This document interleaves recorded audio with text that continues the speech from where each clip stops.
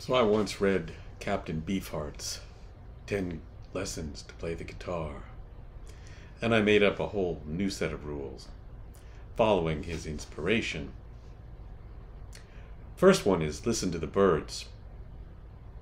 And I firmly believe that listening is one of the most important things we can do as musicians.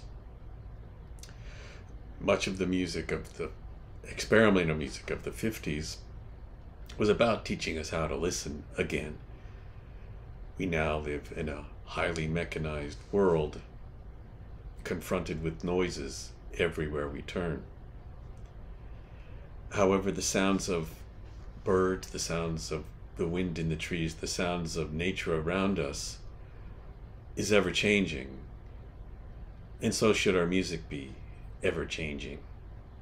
So when we listen to the birds, we hear an organic set of sounds. And in as much as possible, we should perhaps emulate that organic nature. Rule number 2, according to Captain Beefheart, is your guitar is not really guitar.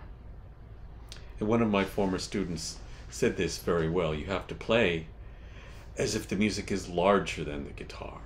You have to play the music first. What is the music saying? How does the music develop?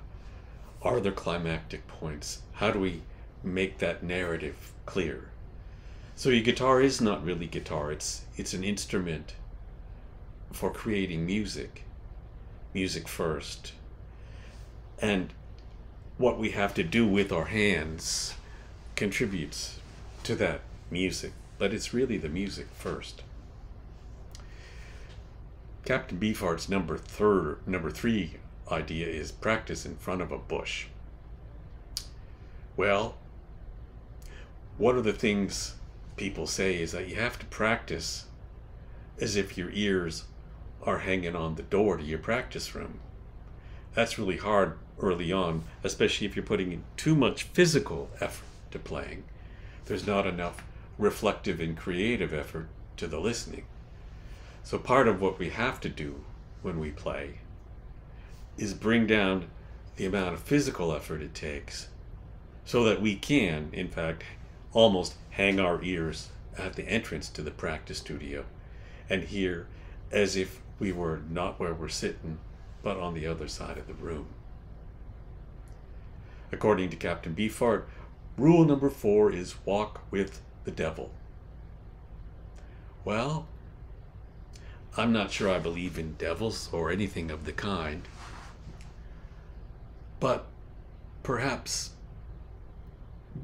the sublime nature of music. I was lucky enough to grow up with choir teachers who helped us sing music that took us away. Music that changed how you feel, that you were no longer in the present moment when you performed the Vivaldi Gloria or one of the Great Britain songs for choir. You were part of another experience. We could call this the devil, we could call this divine, but you have to be able to walk that line. Where is the music going to take you? Let the music take you away. Number 5 is interesting. If you're guilty of thinking, you're out. Well, even John McLaughlin said something like, practice is all about thinking. And the reason you do it is when you perform, you can't do any thinking at all. You have to kind of jump in the river with your canoe and let the river take you for a ride. So the metaphor here is music is a flowing river and we simply get on and let it take us to where we're going to. But in order to get to that point, our practicing has to be really clear. We have to think about every possible problem and eliminate all the problems, because if you encounter a problem, you're going to have to think, and if you're going to have to think, you're out of there.